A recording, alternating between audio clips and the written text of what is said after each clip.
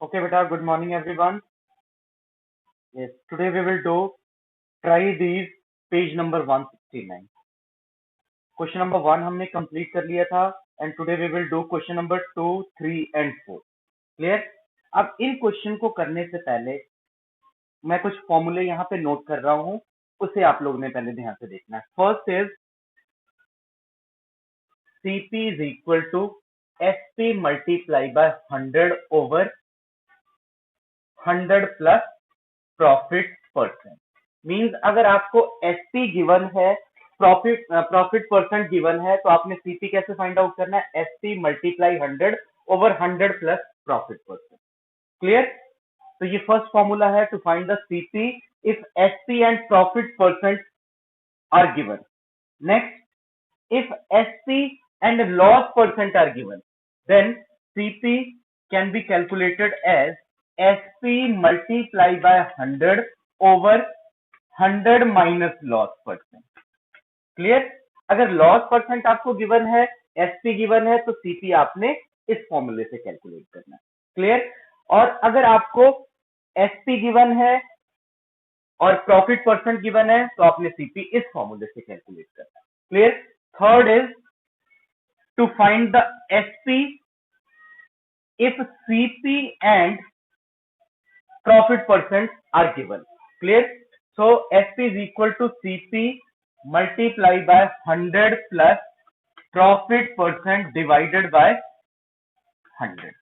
Clear? अगर आपको profit percent given है, सीपी गिवन है, तो एसपी आपने ऐसे कैलकुलेट करना. Clear? Next is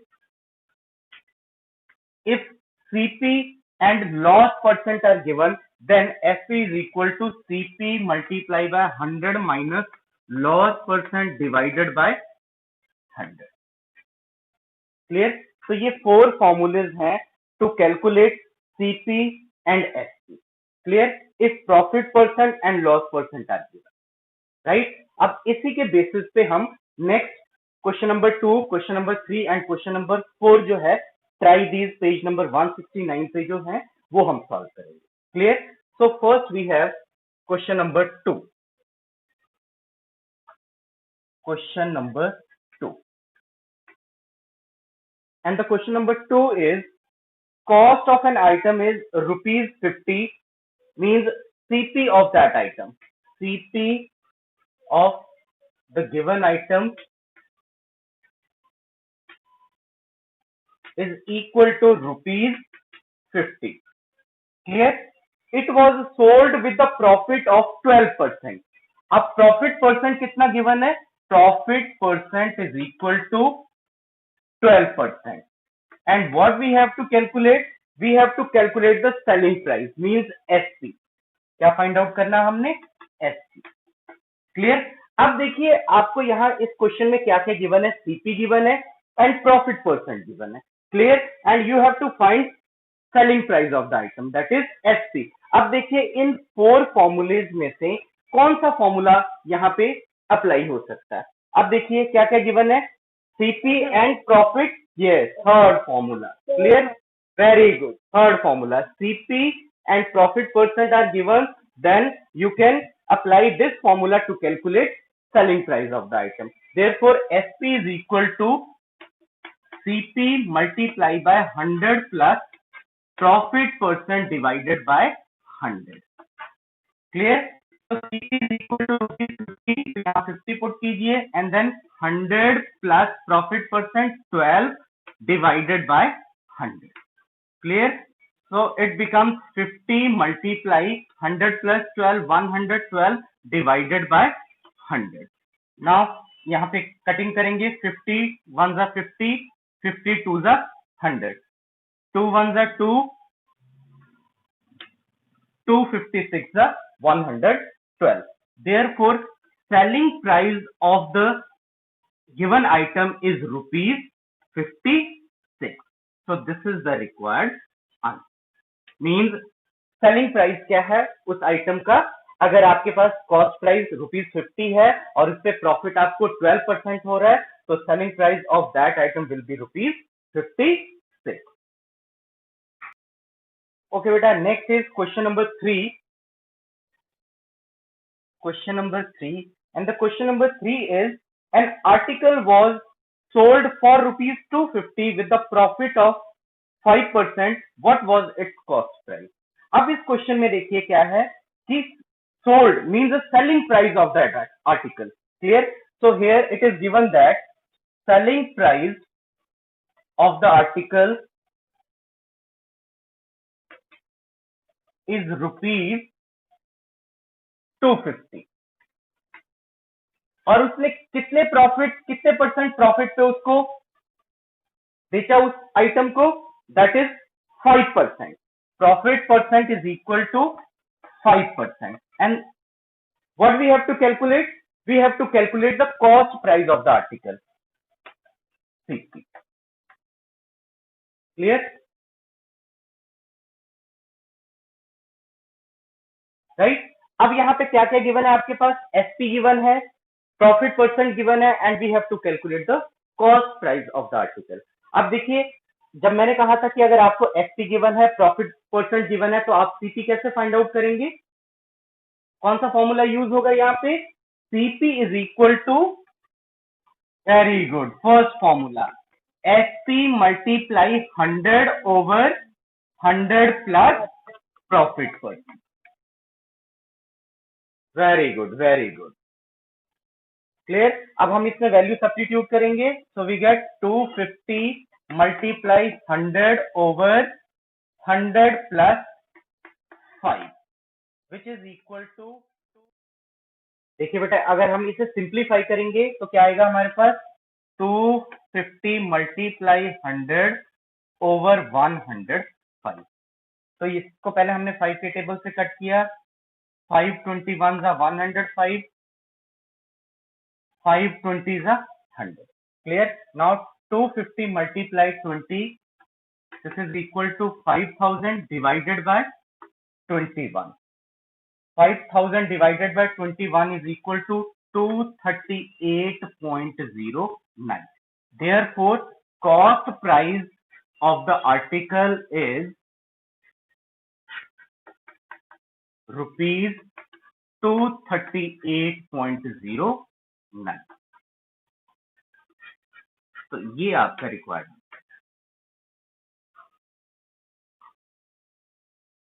Next is question number 4. An item was sold for rupees 540 at a loss of 5%. What was its cost price? अब क्या है इसमें गिवन क्या है कि selling price of the item is rupees 540 and loss percent, मतलब उस item को उसने कितने परसेंट लॉस पे बेचा? दैट इज 5% लॉस पे. Clear? And what we have to calculate? We have to calculate the cost price of that item. Clear? And we know that cost price is equal to selling price multiplied by 100 over 100 minus loss percent. If selling price and loss percent are given. Now putting the value of selling price and loss percent here, we get 540 multiplied by 100 over 100 minus 5, which is equal to 540 multiplied by 100 over 95. Clear? Now calculate कीजिए इसे. 519 जा 95, 520 जा 100. So it becomes 540 multiplied 20 over 19. On simplifying, we get 568.42 rupees. Therefore, hence cost price of that item is equal to rupees 568.42 rupees. Clear? So this is the requirement. Yes, beta. Next topic is charges given on borrowed money or simple interest. क्या meaning है simple interest? Simple interest को समझने से पहले हम ये principal amount समझें. ठीक है, कि what is the principal amount, and then we will discuss with the simple interest. अब प्रिंसिपल अमाउंट क्या है? अब सपोज कीजिए कि मैंने एक स्कूटर परचेज करना है और मेरे पास उतना अमाउंट नहीं है कि मैं उसको इकट्ठा उस स्कूटर को परचेज करने के लिए पे कर सकूं। क्लियर? तो मैंने क्या किया कि बैंक से मैंने 50,000 का लोन ले लिया। क्लियर? कितने थाउजेंड का लोन ले लिया? 50,000 का। अब उस लोन को मैंने 1 ईयर के लिए लिया, मतलब दैट अमाउंट जो मैंने उनसे लोन लिया, वो लोन अमाउंट मैंने उनसे बोरो किया, उनसे उधार वो लिए मैंने पैसे, और 1 ईयर के बाद मैंने उनको कुछ अमाउंट जो है एक्स्ट्रा पे करना है। और जो वो बोरोड अमाउंट है, बोरोड मनी है, that is principal amount. Clear? उसको हम क्या कहेंगे? Principal amount. और 1 ईयर के बाद मैंने उस प्रिंसिपल अमाउंट के साथ कुछ एक्स्ट्रा मनी भी पे करना है। क्यों? क्योंकि मैंने उनसे उधार लिया है। ठीक है? तो जो एक्स्ट्रा मनी मैंने उनको पे करना है, that money is known as simple interest. Clear? That money is known as simple interest. Clear? तो first of all write down principal amount, the money we borrow from someone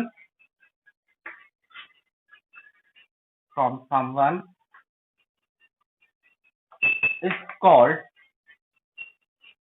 principal amount.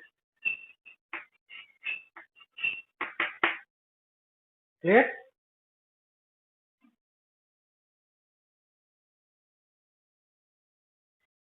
Next is simple interest.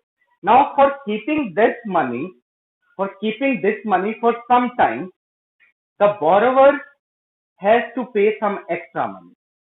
For keeping, write down, for keeping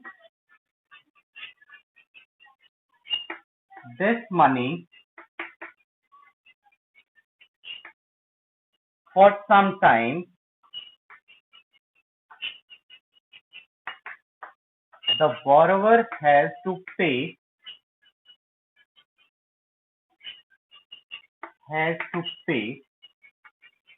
some extra money. The borrower has to pay some extra money, and this extra money is called simple interest.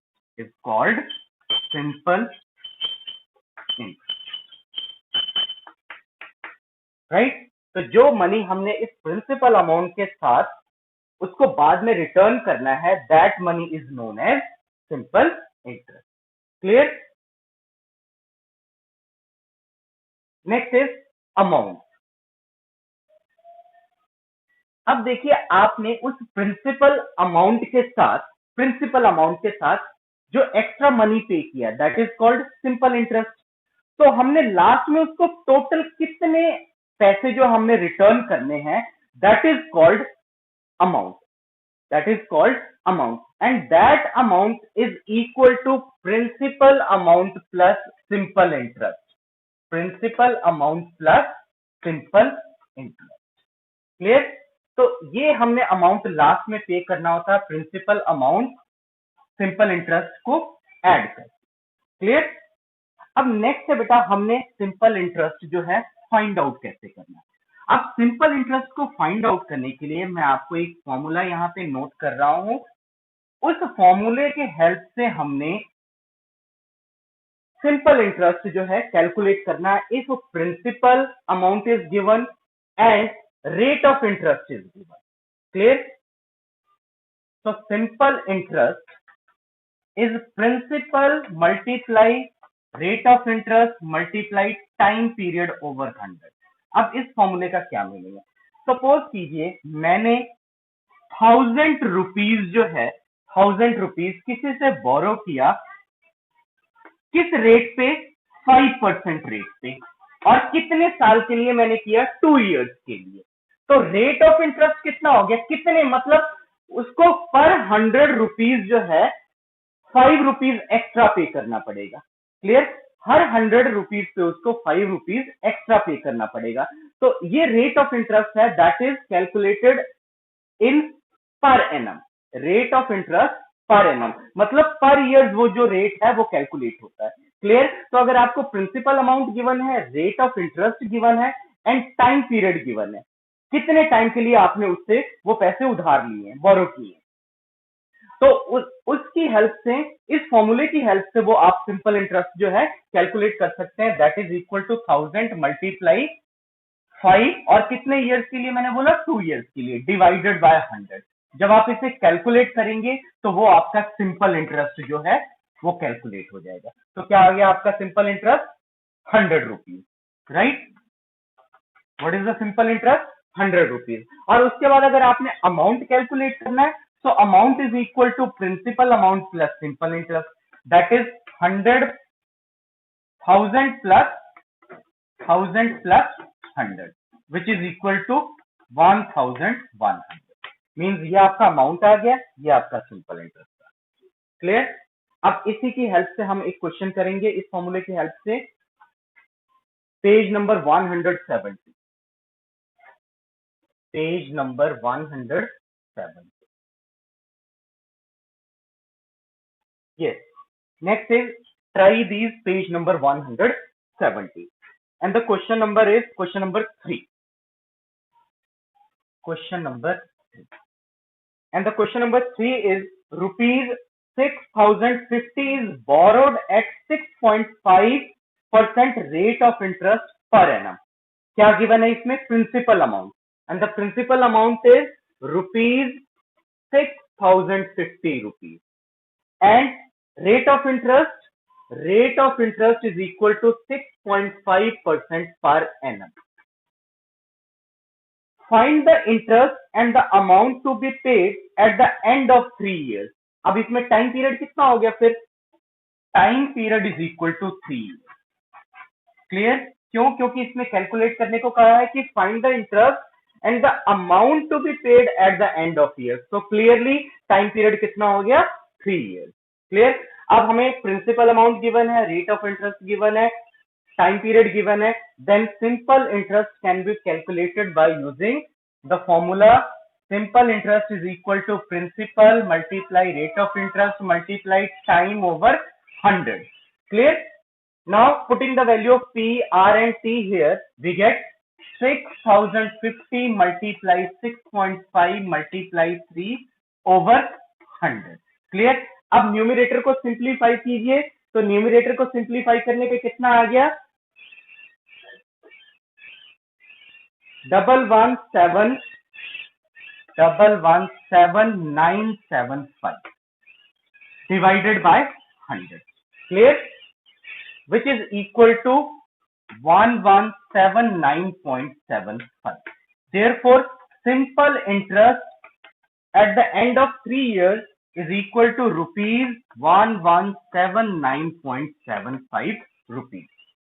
ठीक है। तो ये आपका simple interest आ गया।